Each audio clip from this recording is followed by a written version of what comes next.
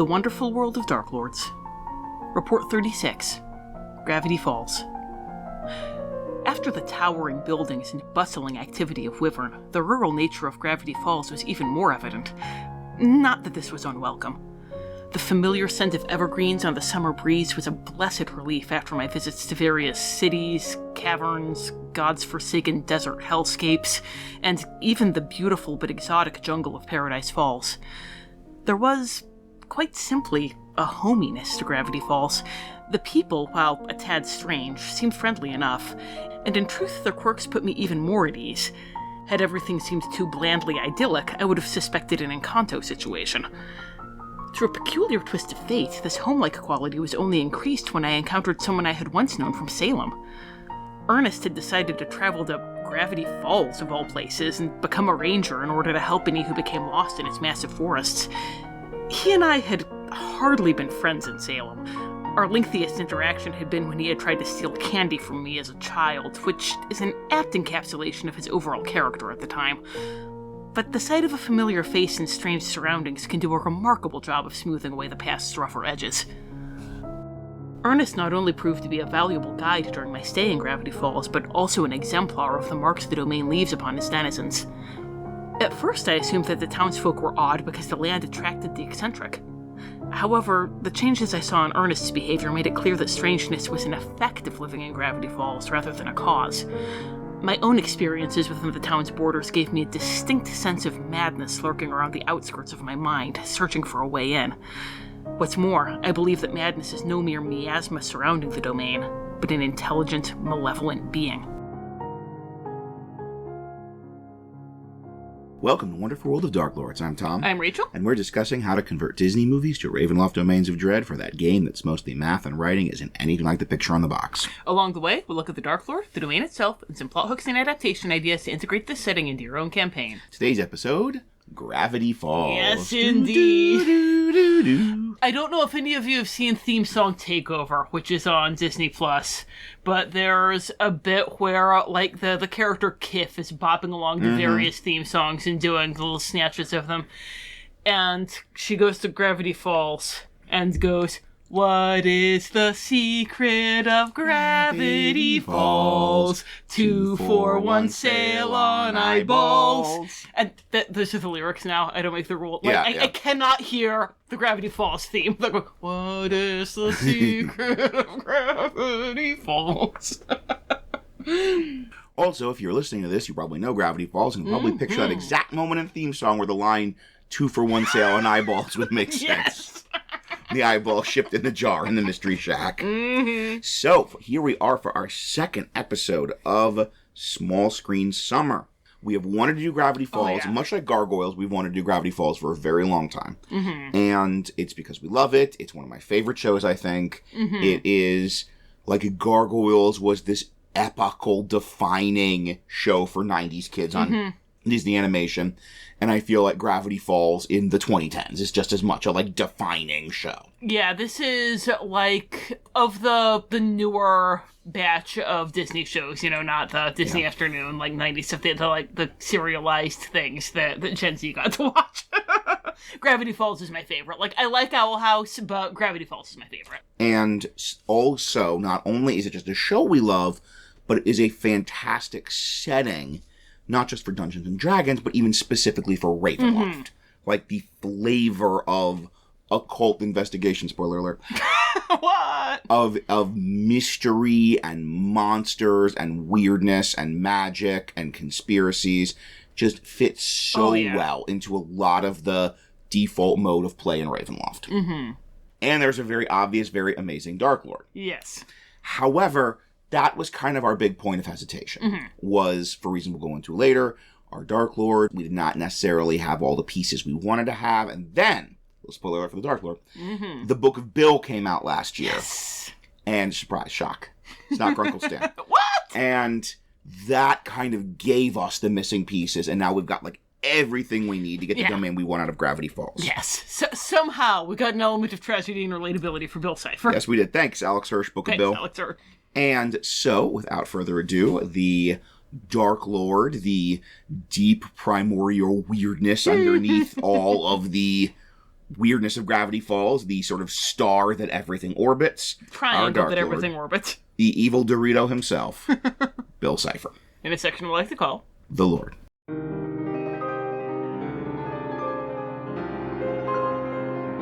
The Lord. It was nigh impossible to piece together information about Bill Cipher, the entity whose symbol I had seen in my research. Because he seemed to be an eldritch being of terrible power, I predicted that he would be either a god or a bogeyman to the people of Gravity Falls. To my surprise, no one there had ever heard of him. In fact, their very lack of knowledge eventually painted as vivid a picture as any account of local mythology would have done. While some people reacted to my questions about him with honest confusion, others dismissed me with a hysterical laugh or a disproportionately angry denial. My old acquaintance Ernest, for his part, stared off into space for a solid minute before continuing our conversation, as though I had never asked a question. It almost made me think of... It was not until several days into my time at Gravity Falls that I found a secret door in the Museum of History, which led into a bunker filled with minor occult paraphernalia. A werewolf's paw here, a hat of vermin there, and what appeared to be a head that never stopped screaming.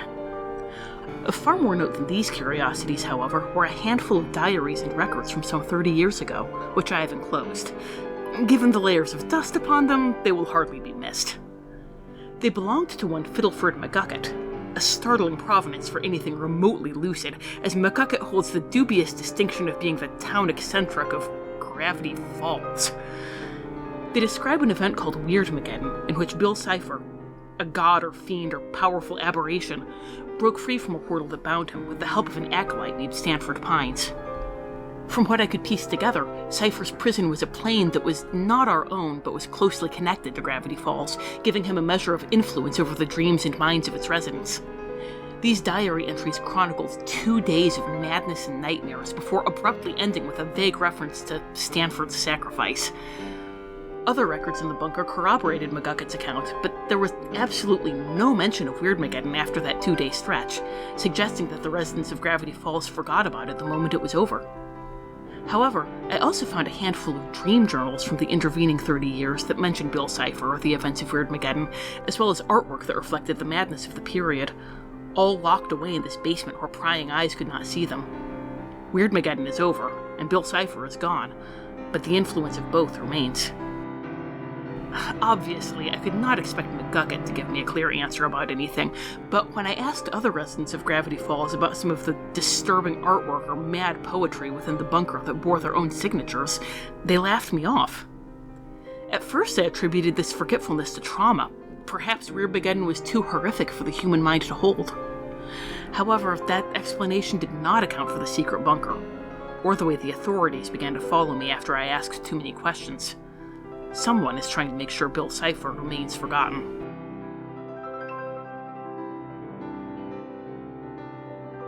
Incidentally, speaking of Bill being an evil Dorito, when we watched this with our kids and we got to Weirdmageddon, we were on a big making special popcorn kick at that point because it was during the pandemic and that was how we sort of survived, was we'd have movie nights with themed popcorn. Mm-hmm.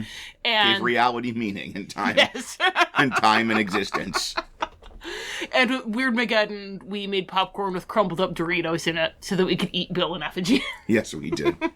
So, if you are a nerd of a certain age that is in any interest in animation at all, I think there's a very good chance you know who Bill Cipher is. Yes. If you don't, go watch Gravity Falls. Go watch Gravity Falls. Right now. Like, we'll wait. It's not even that long. Yeah. But it's possible, because this show is so amazing and so defining, that you just saw there was a thing about Gravity Falls, and we're like, oh boy, Gravity Falls, talk about how great it is. I'll nod. And you might not know what a Darklord is, so, Rachel, what is a Darklord? Well, a Darklord is an evil being who commits some kind of act of ultimate darkness that causes the Dark Powers to say, why, hello, new friend, we want to play with you forever. And they pluck that evil being up, and they place them in a domain which is a special hell tailor-made just for them. There are some really great Darklords, there are some not-so-great Darklords, so we are going to talk about the 4 qualities that separate the Strahd von Zauroviches from the Inzakolvoviches. Yes. Lots of vitches. Lots of vitches. So, the first of those 4 qualities is that act of ultimate darkness. There's a specific evil thing they do. They don't just become a Dark Lord by attrition. And in Strahd's case, it was that he killed his brother because he wanted to get with his brother's fiancée. Our second element is what they call in Vanderkin's Guide to Ravenloft, the Torment, because we're a Disney podcast, we call it They Got What They Wanted, They Lost What They Had, and in Strahd's case, it's congratulations, your brother's out of the way, you have eternal youth, so you're not too old for Titania, but you're too Strahd for Titania, and you always will be. Our third quality is an element of tragedy and relatability. They're not just evil for the sake of being evil, unlike in Zakolovich. There's something about them that makes us wince in sympathy. And in Strahd's case, it's that unrequited love is just the worst. And then the fourth element is that the domain reflects the Dark Lord and their curse in some way. Strahd is the Dark Lord of spooky gothic vampire land. He is not the Dark Lord of a lumber town in Oregon. That would be something. I want to see Strahd in flannel. And Barovia is a boring mud slump to reflect that curse of loneliness. He can't be with Titania, he's lonely without her, and he couldn't find someone to be an equal to him and to be a replacement for Titania, even if he wanted to.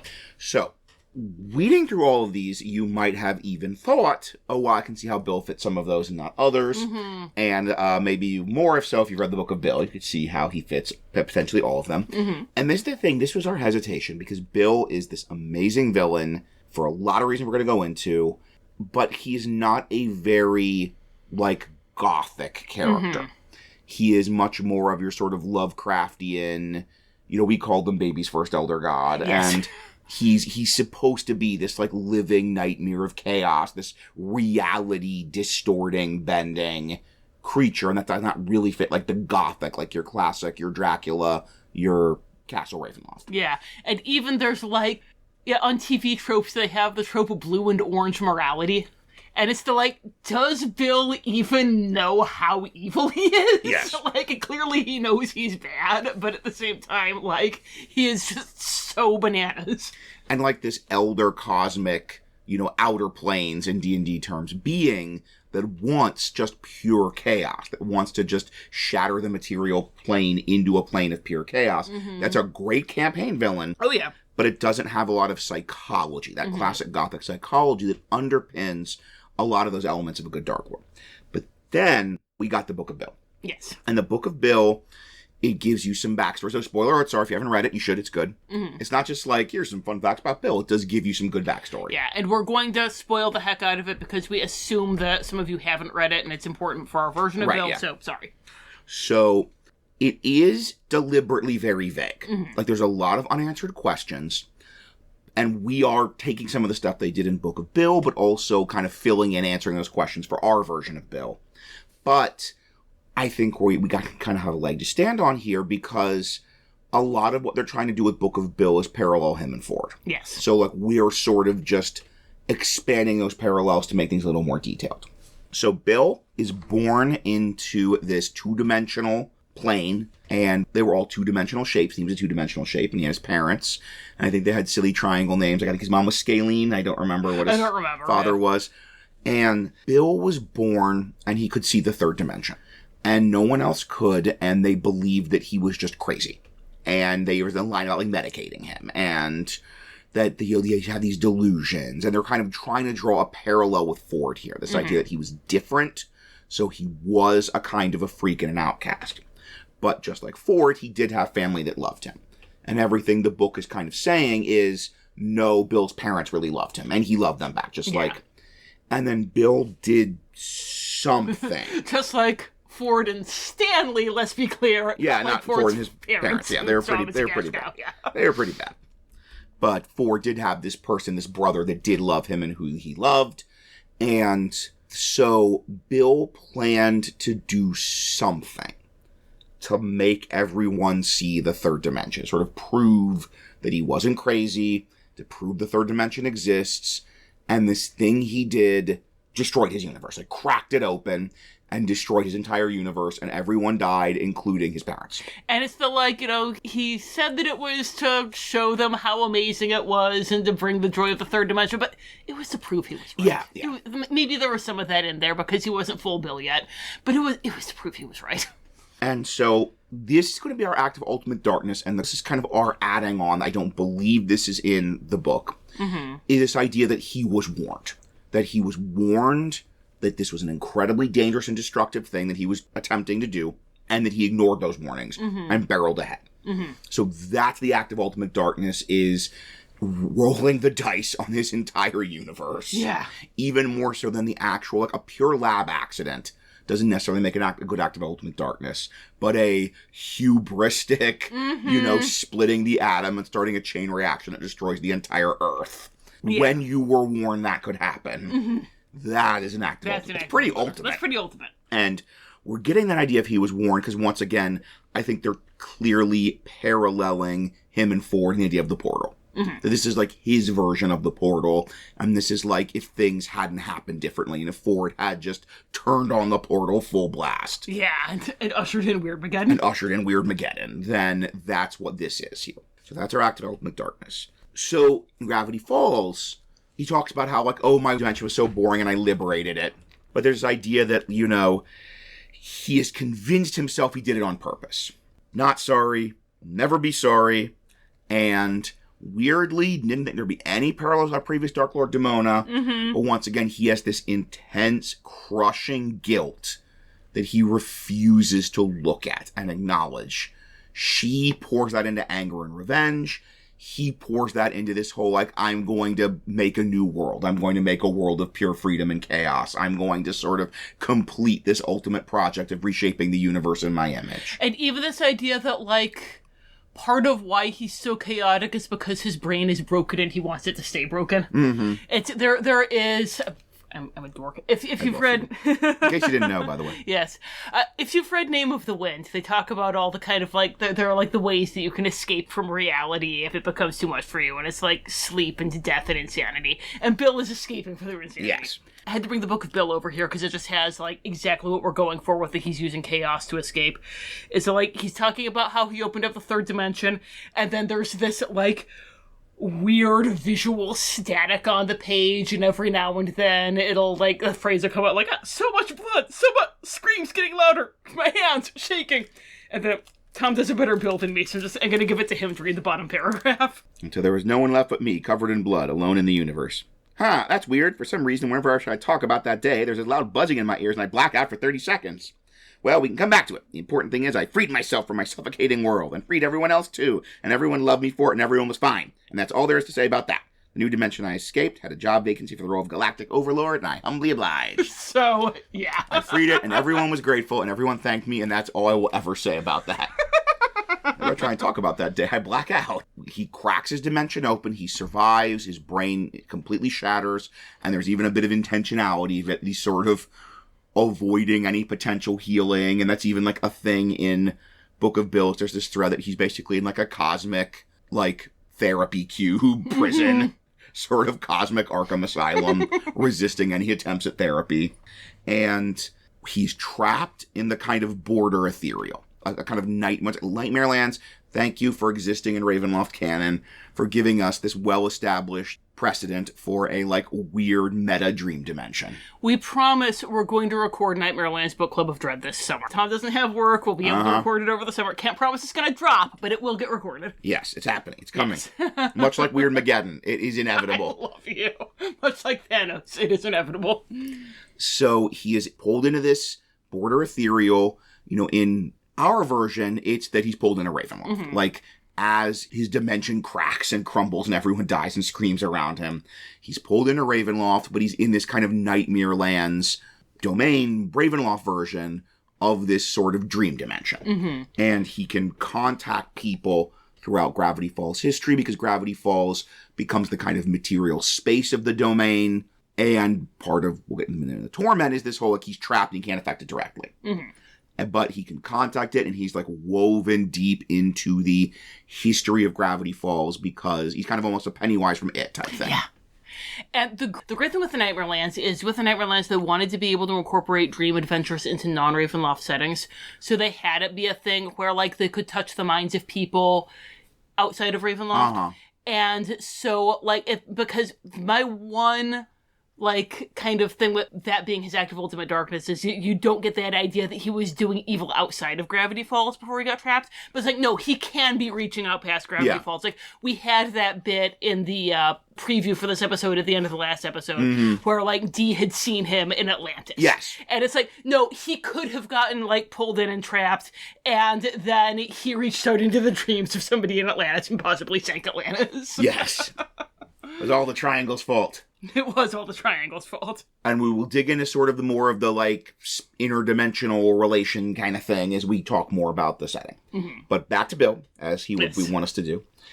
The torment, as we call it, he got what he wanted, he lost what he had. He is trapped more than ever. Yes. Like, he has even less freedom and agency. He's trapped in this nightmare world, in this dream world. His plans keep backfiring.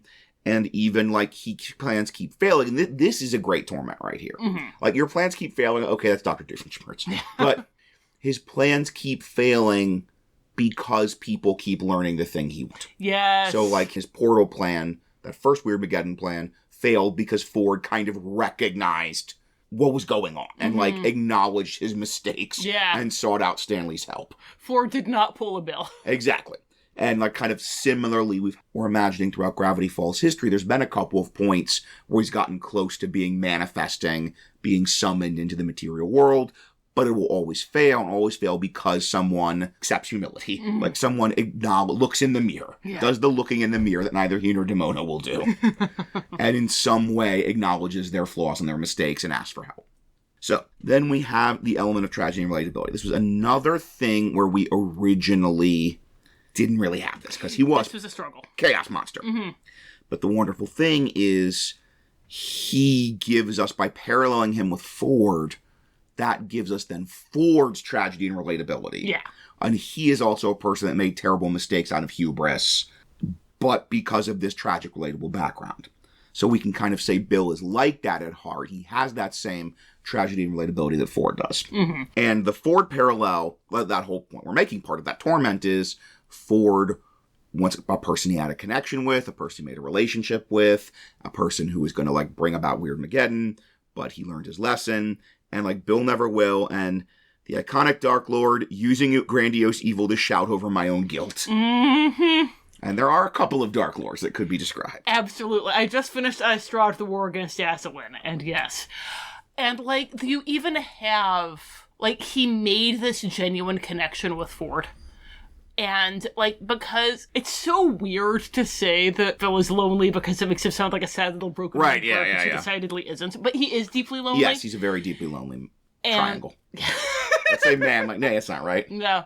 And, like, he had the chance to have this connection, and he threw it away because he couldn't see Ford as anything but a tool for him to use.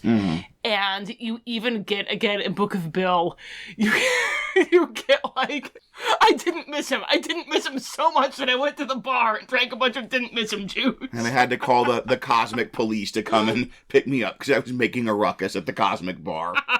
The interdimensional watering hole. We decided, in the downward spiral nebula.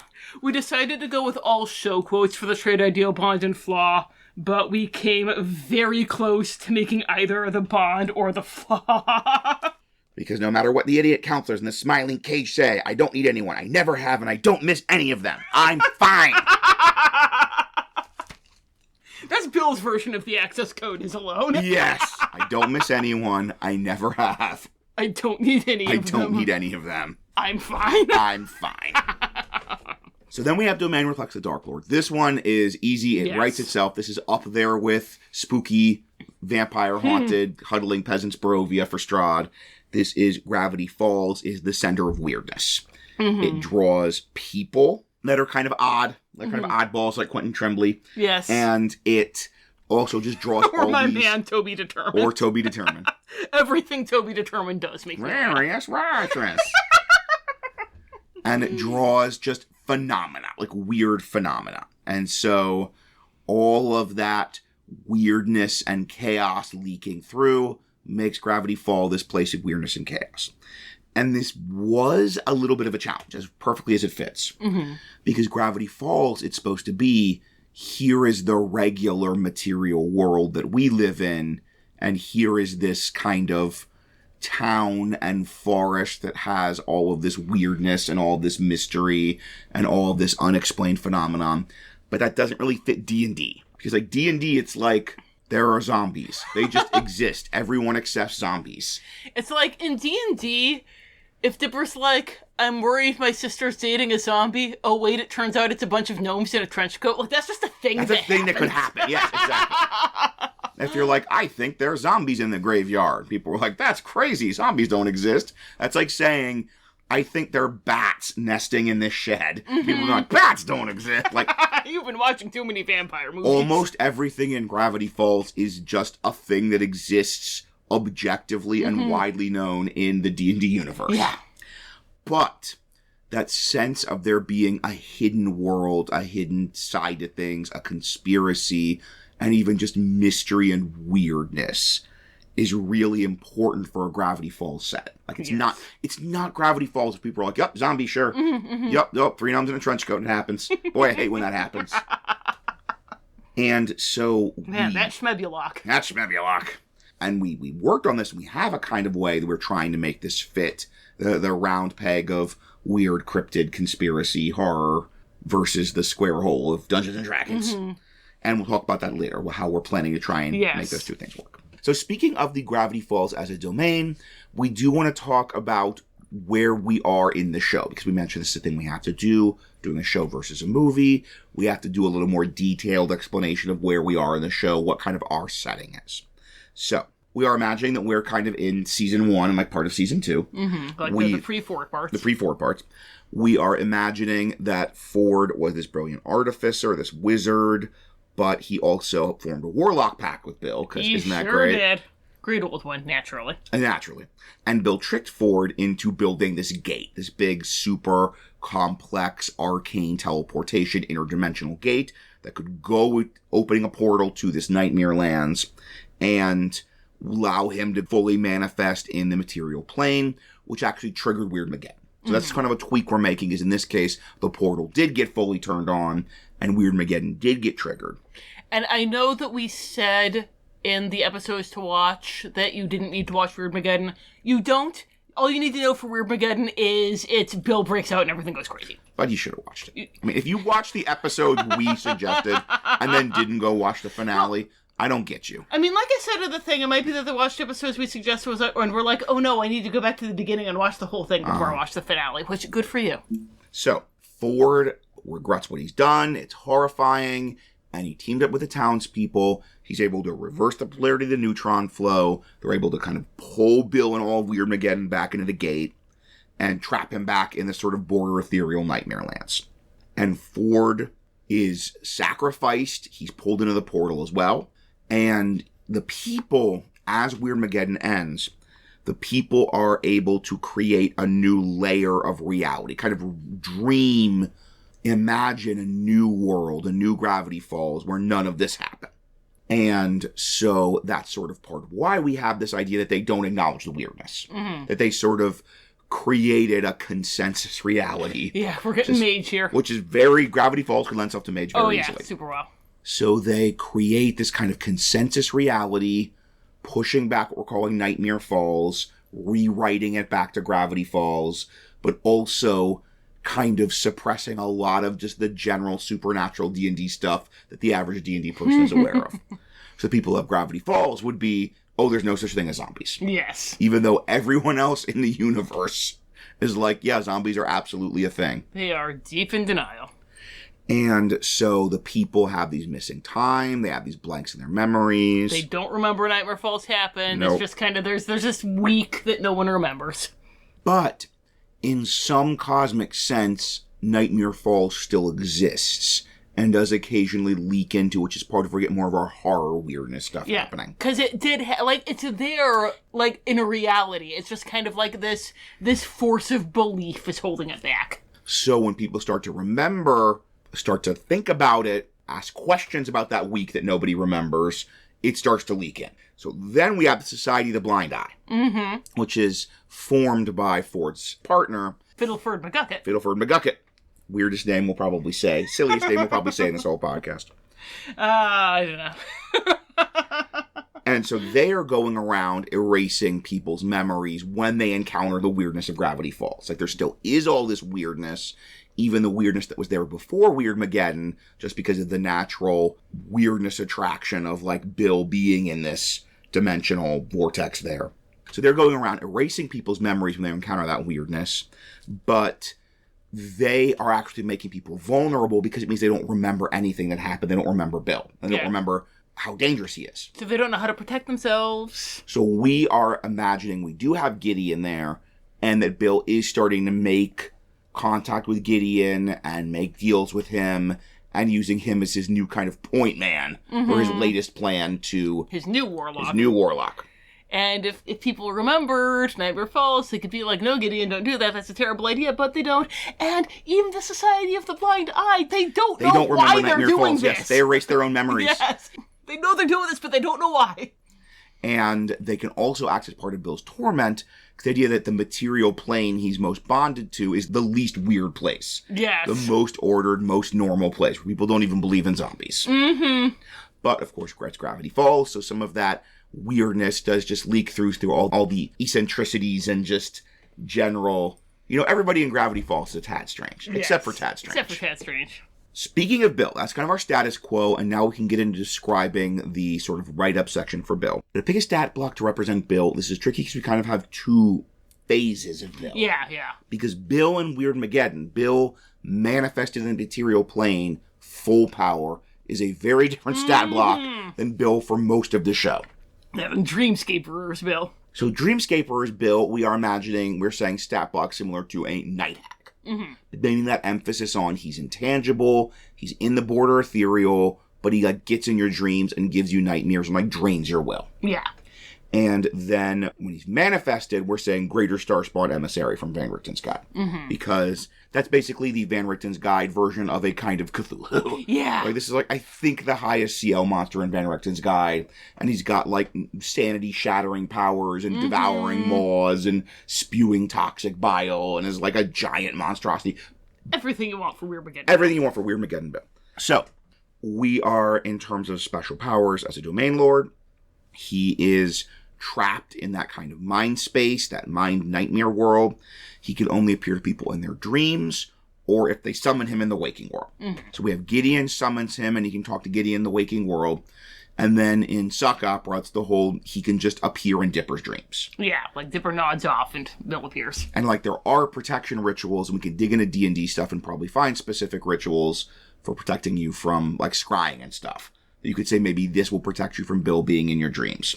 But generally, if you sleep, Bill can come into your dreams. Mm-hmm. And he can do almost anything in that mental space if someone makes a deal. So if someone makes a deal with him, he has access to an enormous amount of spells. Yes. He could, say, possess their body and move their soul into a puppet. But he is bound by the deal. So, like, if the deal is broken, he can't do it. So, like in Dreamscapers, when he makes this deal with Gideon, but then when he loses the combination, Gideon doesn't have to help him. Yeah. Like, Gideon is totally released from that deal because Bill failed to hold up his end. Mm-hmm. And then in that dream space, you know, there's... It's going to be really hard to describe this without Nightmare Lance. If, like, I'm sorry, Nightmare Lance, like, they did dream combat. I keep saying Nightmare Lance. I know, I'm sorry, guys. I'm trying real hard to figure out how to put it in 5e terms before we do our book club of Dread on Nightmare Lance. But basically, you can have combat with Bill, and I see it involving a lot of, like, wisdom saves and charisma saves and this and that for what you believe you can do. Yeah, like, there's so much of the even just pure imagination and, like... kind of, I'm sorry, Neil Gaiman is the worst, but like that duel between Morpheus and What's-His-Face and Sandman. Or, better example, Merlin and Madame Mim in A Sword of Stone. There you go. Non-problematic favorite, Merlin and Madame Mim. The Runaway Bunny. Yes. If Bill Cipher is going to be a bird and fly away, you're going to be the tree that he comes home to. There you go. Non-problematic faves. In fact, Margaret Wise Brown was a disaster buy. Look her up. And so Yeah, it's just the dream combat, you can get real weird and loosey-goosey with it. It can be real fun. And then, I love that we have this. I love that we have Gwydion for so many reasons. Yes. Gwydion, like we've mentioned, Nightmare Land's so happy that's just in the Ravenloft canon for us to do weird nonsense like Neverland or Halloween Town or Bill Cipher's Dream Dimension. But I love that we have Gwydion in Ravenloft canon to be like Bill Cipher. To be, this is a god who is bound in a portal and trying to escape, you know? Yes. That is Gwydion's entire deal. Not to be confused with Gideon. Totally different. But, so, taking a page from Gwydion, because one of the things with Bill being able to appear in people's dreams, it's like, well, then why doesn't he just constantly torment the dreams of the Pines like a hag and just drive them insane? And they actually have that for Gwydion, that he has these powers, but in Gwydion's case, he can only use them once a month while he's in the portal. In Bill's case, you're going to want to step it up a little bit more than that, but he can only use them maybe once a week, once every couple of days. Like, there's a limit to his power while he's stuck in the portal. Or you could even have it be a narrative arc, a rising action of, as the seals weaken, he gets more power. Yeah. So maybe for most of your campaign, it's once a month, but then as, like, stuff happens and the seals weaken, it's once a week, and then it's once a day. Yeah. Finally, we have the power that all Darklords have, that Bill Cipher wishes he had. And that is the power to close the borders, to stop people from leaving, to keep them trapped so that you can harass them. And in this case, there's a real easy one, which is if you go into the mist, you just start to have your mind shredded. You start to have visions and nightmares and chaos and madness. And until you turn around and go back to Gravity Falls, in which case you should roll for a long-term madness. Yes. Like, it gets to the point where, like, if you go deep enough and everything has just started to completely fall apart, you kind of black out and wake up back in Gravity Falls, and then you have to roll a long-term madness. So don't play chicken PCs. Yeah, you're gonna lose. If you turn around and go back, you'll be okay. If you black out, you won't. So, finally, in Van Richten's Guide to Ravenloft, they give the role-playing trait Ideal Bond and Flaw of the Darklords. They do this in the form of quotes. We always like to find quotes to use from the actual media, not make up our own. And fortunately for us, Bill Cipher likes to talk. So in a normal episode, we like to kind of talk over potential quotes, kind of talk about psychology of the villain. There are many Bill Cipher quotes. And most of which are just Dadaist weirdness. So for our Small Screen Summer, we are just presenting them. So, role-playing trick. You know what, kid? You've convinced me. I'm sold. I'll help you with this, and in return, you could help me with something I've been working on. Work out the details later. So great. That's just everything you need to know about Yes, that's from Dreamscapers, one of our first scene with Bill, and I love it. He's playing Gideon, he's manipulating him, and I absolutely just love we'll work out the details. We'll work out the details later. That is like how Bill will approach the PCs. Will be the trying to manipulate them and deceive them. And then the ideal. Imagine living in a second dimension, flat minds in a flat world with flat dreams. I liberated my dimension, Stanford, and I'm here to liberate yours. Anything will be possible. And we make a fun world, a better world, a party that never ends with a host that never dies. No more restrictions, no more laws. Like, what more do you need for chaotic alignment? Yes. He makes it sound so fun, but he's chaotic evil, not chaotic good, so it's not going to be fun. And I love the flat minds in a flat world with flat dreams. Yes. Like, for him, that is any kind of ordered existence. Any world that is not Weirdmageddon, pure chaos, is flat minds in a flat world with flat dreams. And for him, though, I'm liberating this dimension. Yes. A party that never stops, the host that never dies. So good. And Weirdmageddon, that's our ideal, but it's also our bond. Because, once again, that's the only thing he cares about, and he'll sacrifice everything else for Weirdmageddon. And even the idea, because we looked at some of those quotes from Book of Bill as possibilities for the bond, especially. But, we wanted to stick to the show. And I think it works well because it's the idea that, like, his bond is to the party that never ends with the host that never dies, because then there will just be constant noise and constant stimulation, and he never has to think about his past. How we make a fun world a better world. So that's also our bond, and it's when he manifests. This party never stops. Time is dead and meaning has no meaning. Existence is upside down and I reign supreme. Welcome one and all to Weirdmageddon. Time for wacky opening credits. And then finally for the flaw, we really need to get the arrogance. Yes. That is his core flaw. That is the flaw that dooms him in the end of Gravity Falls. That's how you beat him, is his arrogance. Boy, you kids sure are gullible. I knew you'd lead me straight to the code. It's funny how dumb you are. So, we've talked about Bill Cipher, and now let us talk about the totally normal Pacific Northwest logging town. That he is the foundation underneath, and all of that weirdness is blending into it. Let's talk about Gravity Falls in a section we like to call The Land.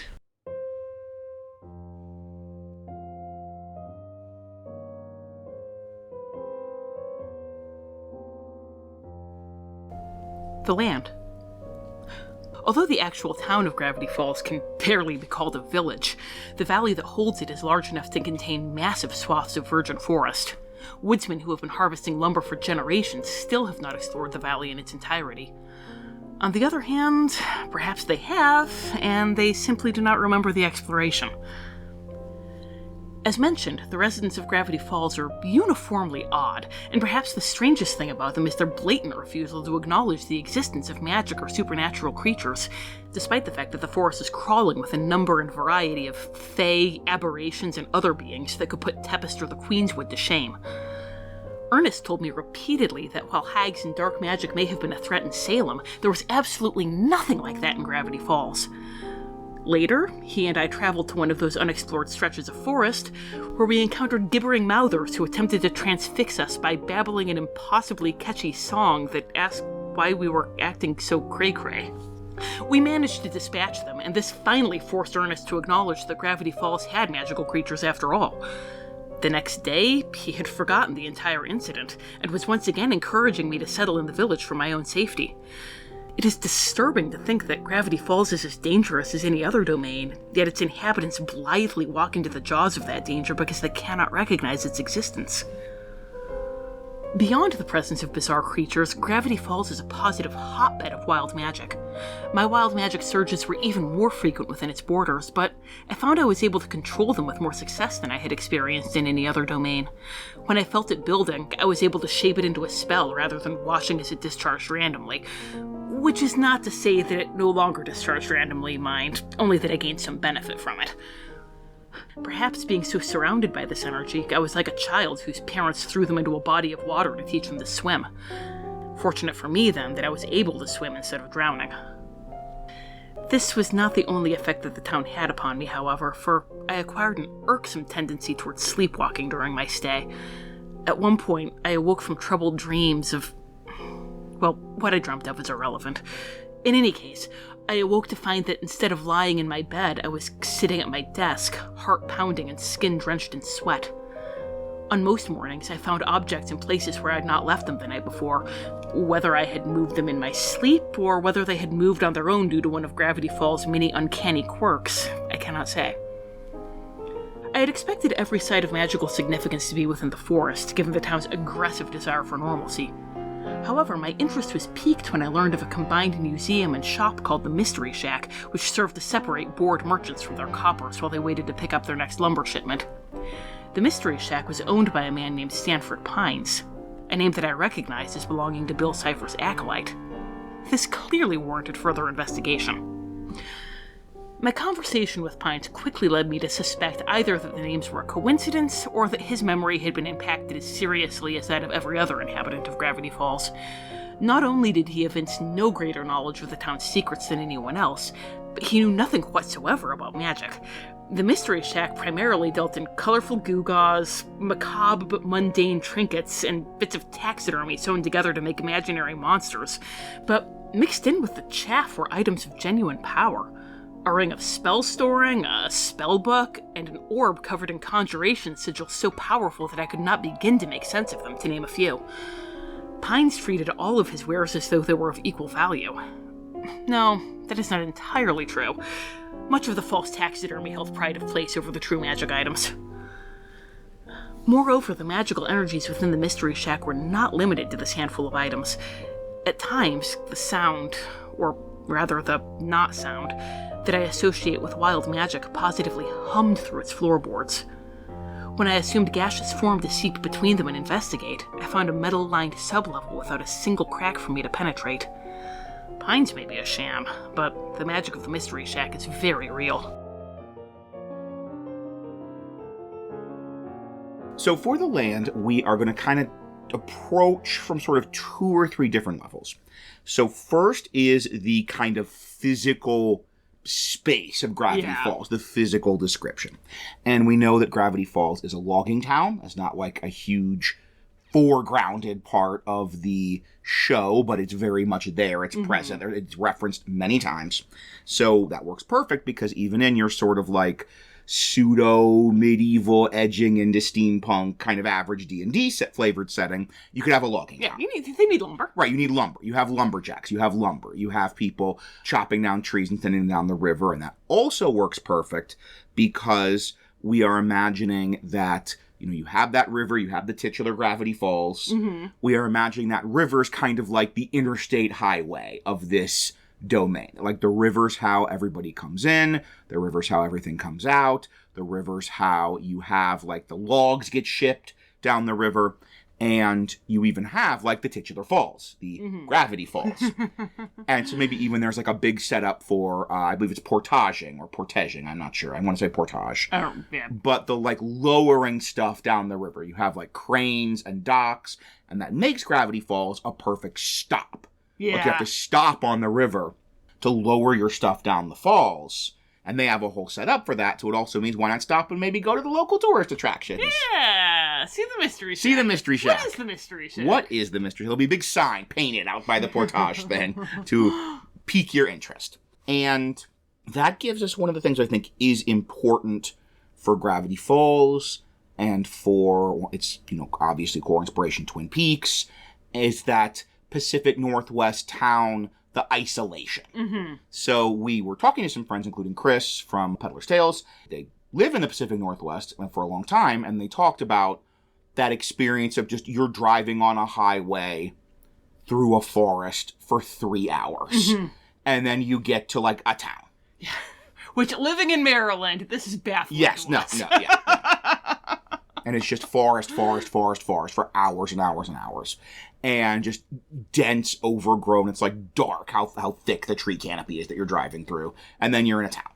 And so bored from driving, you want to get out and stretch your legs. Exactly. And that's even, like they were saying, part of the thing with all these tourist traps is it's just something to do. Yeah. It's like a reason to stop the car and get out and walk around and see things. And so our sort of medieval to steampunk adjacent version of that is this logging town based around the river, and then everything else is just forest. It's just this town surrounded by hundreds of miles of forest, potentially of forest in all directions, with this river is like the road in and the road out. Yeah, so your merchants come in, they've been going down the river on the riverboat, so they gotta stop and get through the falls and everything, and tourist trap. Yep, Mystery Shack. And there's not a ton of the specific locations in Gravity Falls. Like we could here give you, there's the Mystery Shack, and there's the Town Hall, and there's the this, but I mean, whatever. Like, look on the wiki. It's much more the people and the vibe of Gravity Falls, the town, that establish the setting that people love, and not so much the specific location. So yes, there's a tavern called Greasy's, but people care about Lazy Susan. They don't care about Greasy's Diner. Just a diner. Much like we were talking about with Gargoyles. You're not here for the locations, you're here for, in Gargoyles there's the factions. Gravity Falls, there's not so much factions, but there's the NPCs. And the general vibe. Yes. So you could have any location that would make sense to be in the town. Because like in Gravity Falls, they don't pre-establish there's a mall. Till I think Susan the real girl. Yeah. But there's a mall, sure. With meat cute. There's a Chuck E. Cheese. There's a, Walmart type thing where they can go buy their Summerween decorations. Because that's where people go buy Halloween decorations. So just whatever would be in a town would make sense for your story, that's there in Gravity Falls. A lot of the stories connected to Gravity Falls specifically are driven by, events in the life of the town. So we mentioned Summerween, or the, Pioneer Day Festival for Irrational Treasure. Or obviously Northwest Mansion Mystery is all centered around this particular social event that the Northwests have. So this is not dissimilar from some of the stuff we did with WandaVision with the cozy fantasy.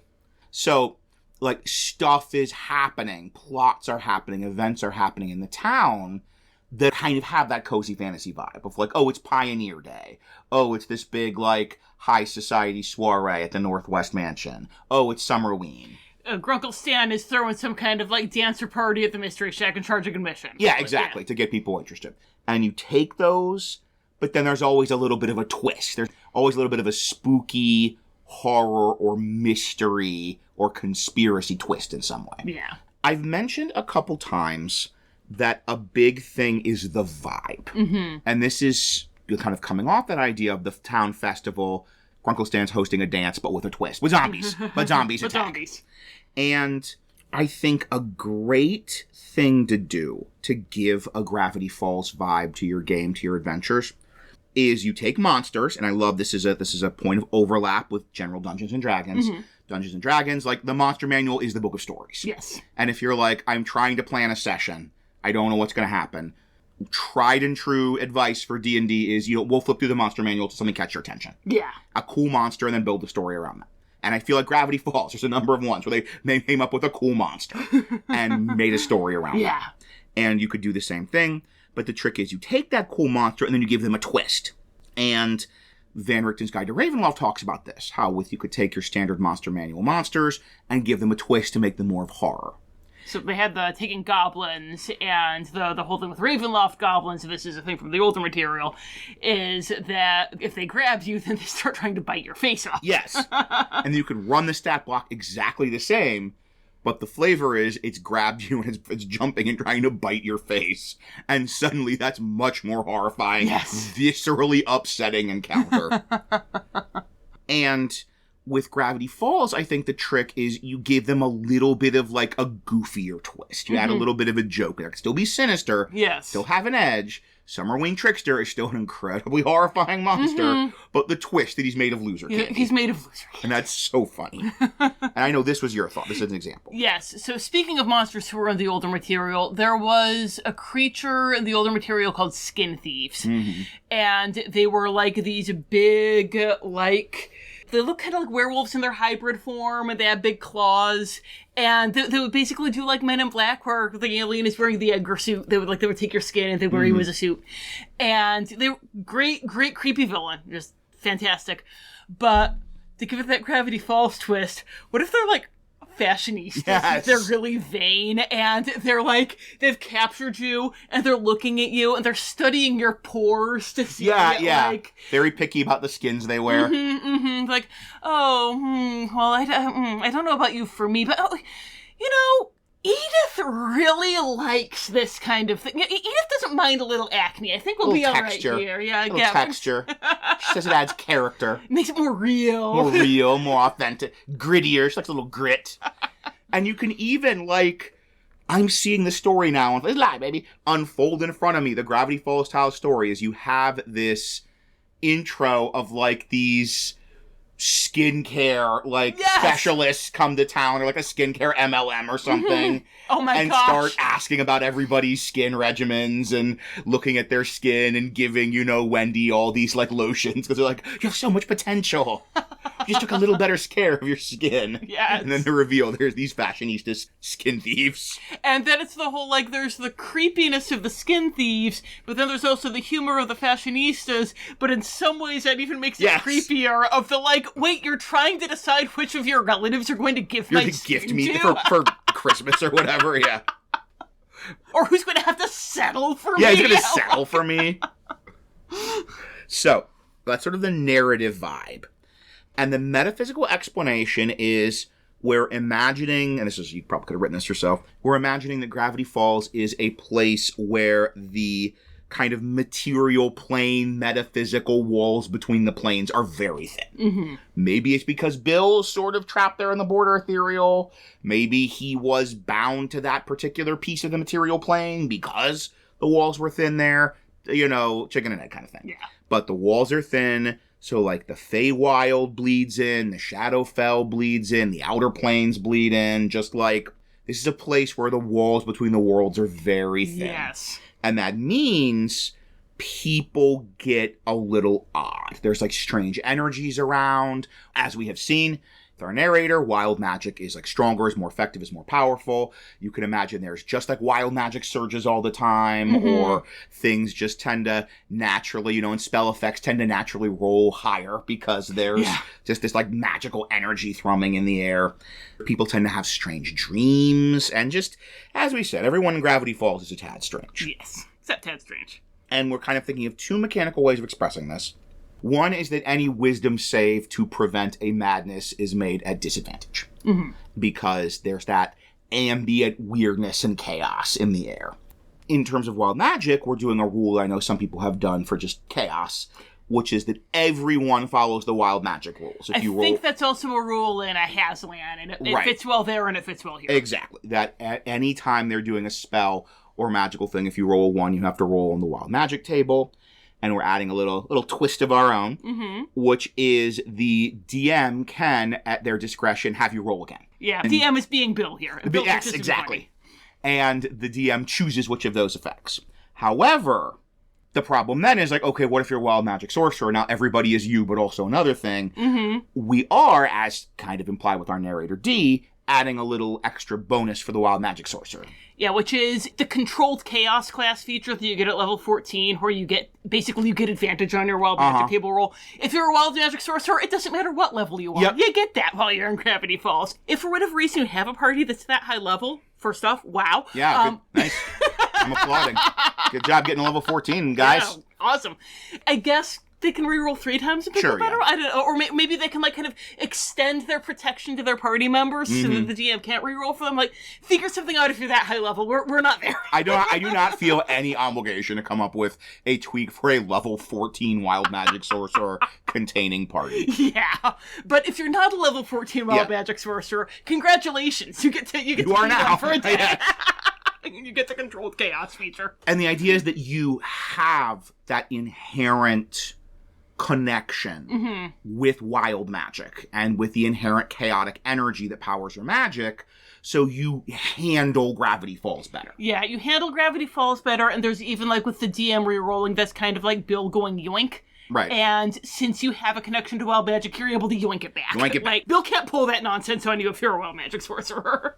So, in terms of some of the specific locations we have, and as we mentioned with Gargoyles, it's not so much the location as the kind of NPCs, not factions really in Gravity Falls, a little bit factions, but factions. NPCs and factions that these locations are connected with. We're starting much more with those, and then having locations connected to those NPCs and factions as opposed to the other way around, which we do with the normal movie episodes.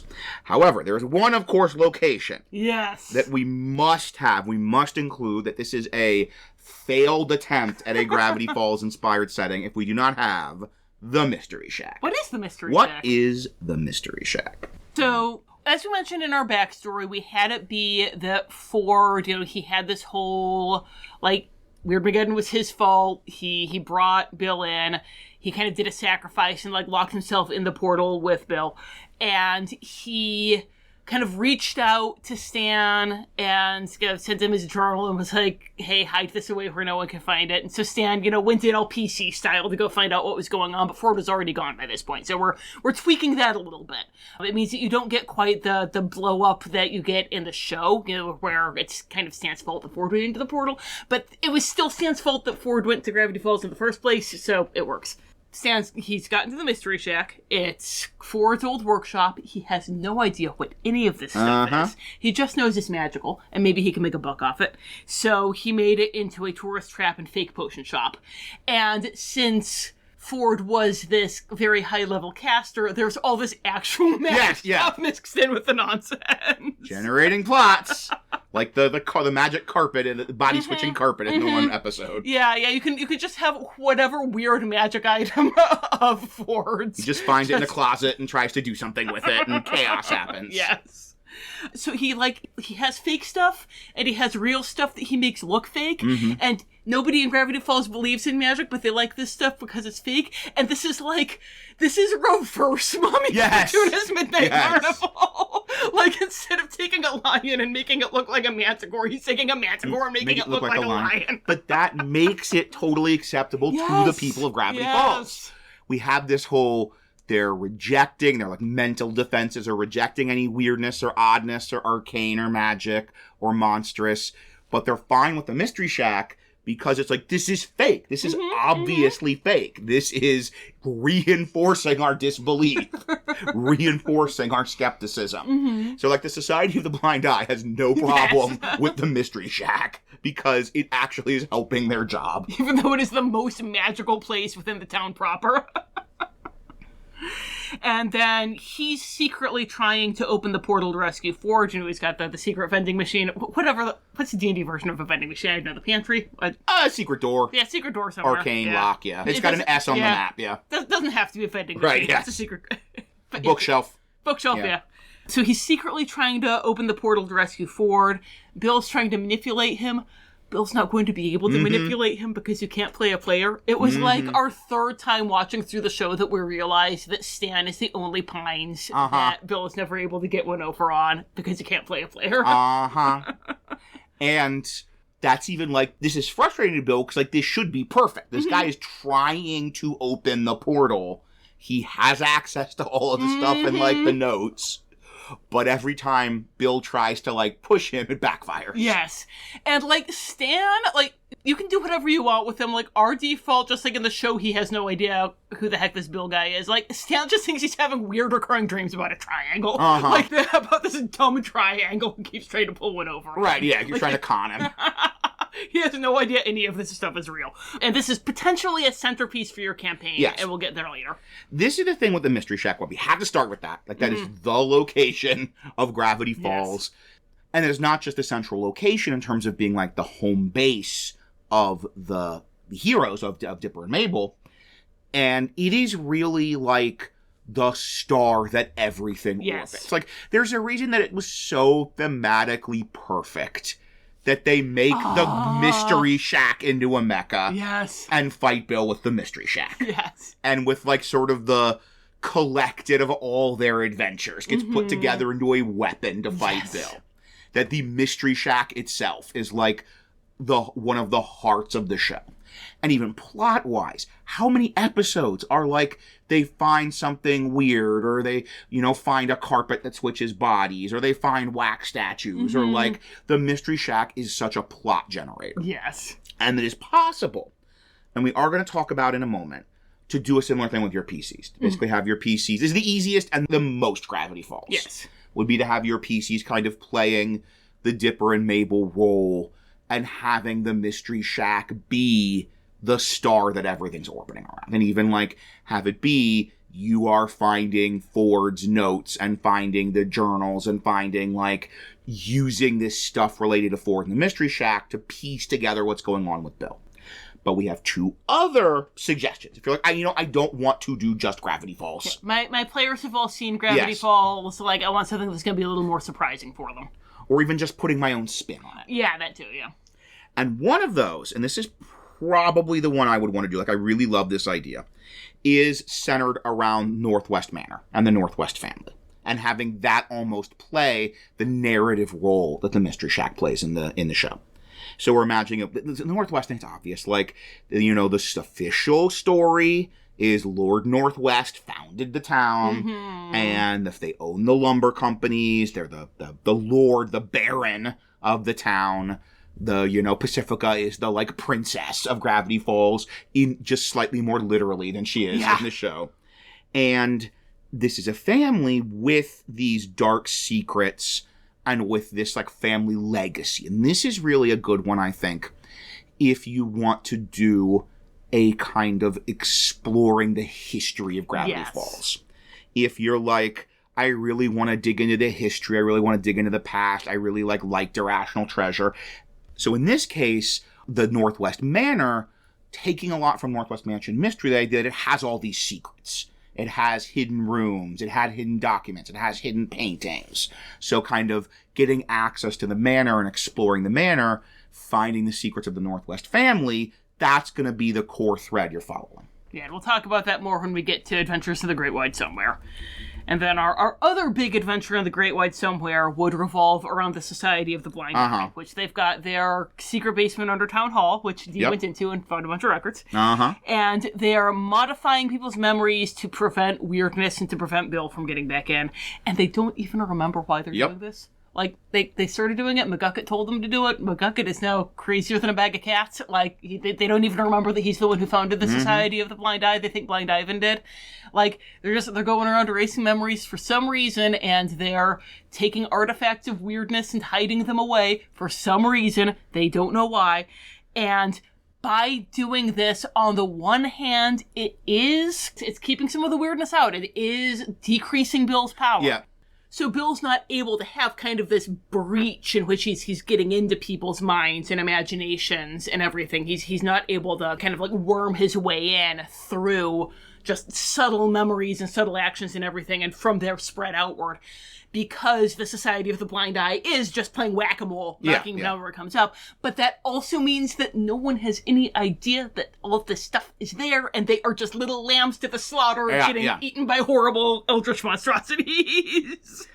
And in this case, so the town hall's our big location, and it's got all these secret bunkers, secret basements, secret records, and that's going to be that sort of campaign center location. It's going to be sort of investigating and exploring the town hall and finding the clues and finding the stuff the society hid away.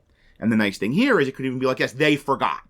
There's a secret closet that has the books you need, and they forgot it exists. Yeah, there's a reason why in the D stuff, when I had her find all of these like old records and everything, they're covered in dust, because the Society of the Blind Eye is not supposed to look at this stuff either. Yeah. So they have no idea what's down there. And then finally, we do want to mention, in terms of a faction, the gnomes. Yes. Deep in the forest, you do have a village of gnomes, who are these little Feywild creatures.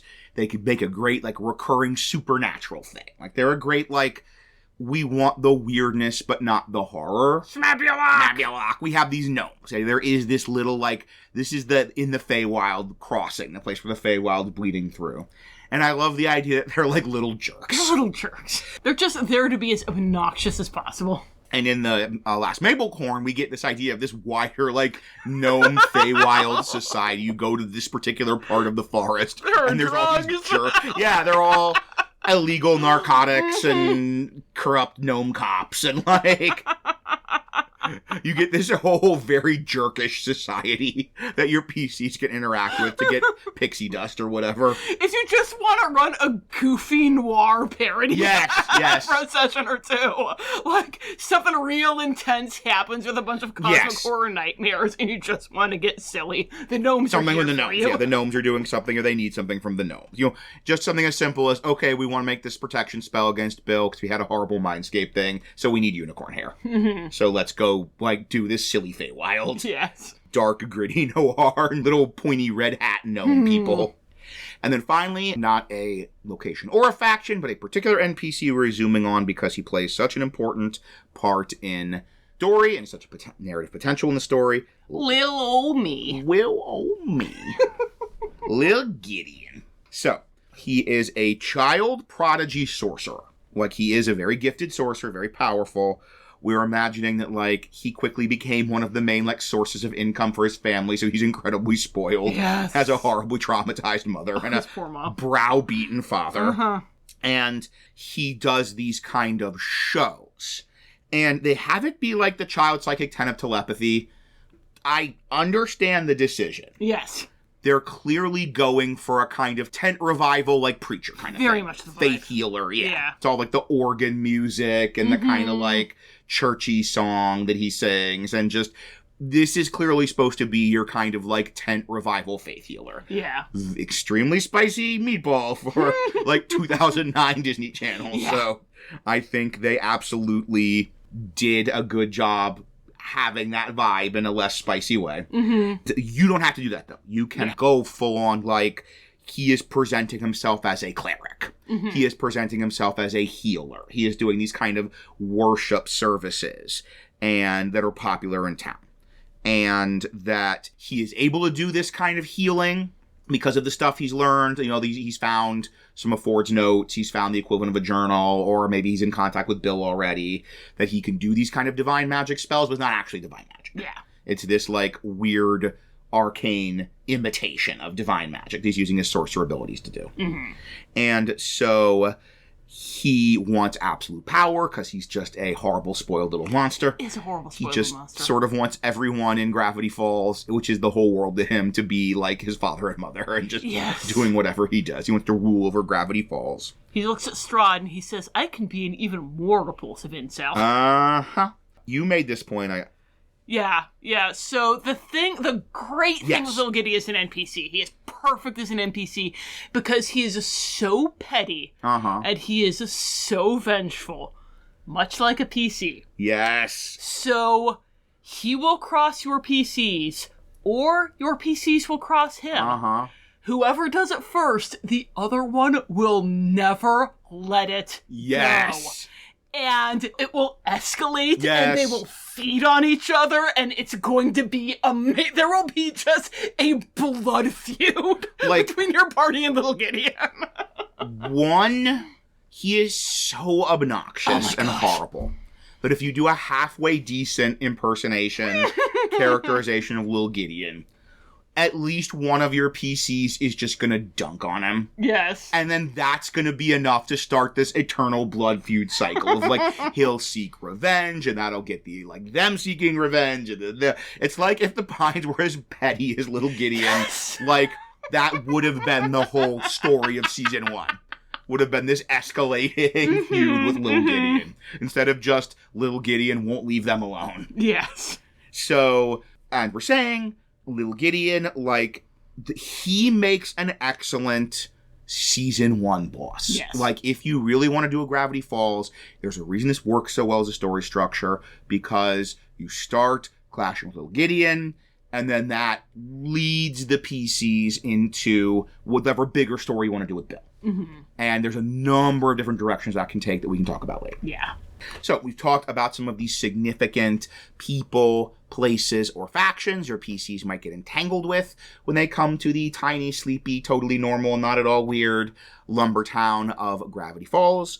But let's talk about what kind of experience they'll have in that entanglement. Rachel, what do you do with it?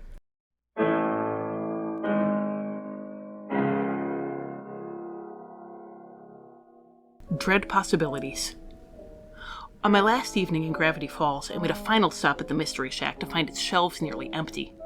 Pines was positively humming with excitement as he counted up his gold from the day. Oh, hey, kid. Listen, if you're looking to buy today, you're out of luck. I don't know what all those Agrabanians were looking for in here, but man, they buy anything labeled magic. I had my niece covering stuff in glitter all day, and it was flying off the shelves.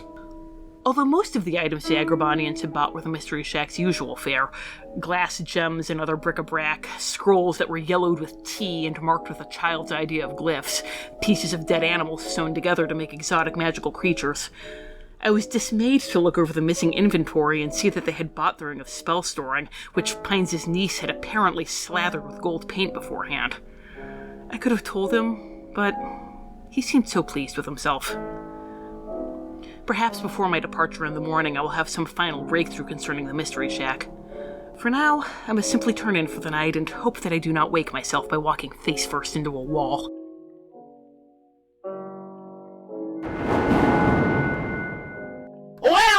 Well, if it isn't my favorite skeleton. I'm kidding. You're my third favorite skeleton. After Moldy Joe and that deaf guy you got hanging out in your backyard. He's bonkers, but you gotta admit he's got style. I love your taste in Minions, by the way. Been a fan of this one for years. I watch your nightmares every October. They're hilarious. What's that I smell? Wild magic. Spicy. Didn't know you had it in your bone bag, and now I like her even more. But enough small talk. Let's get down to business. Look, Boneback, it seems to me you're as sick of this one-horse demi-plane as I am, so let's help each other.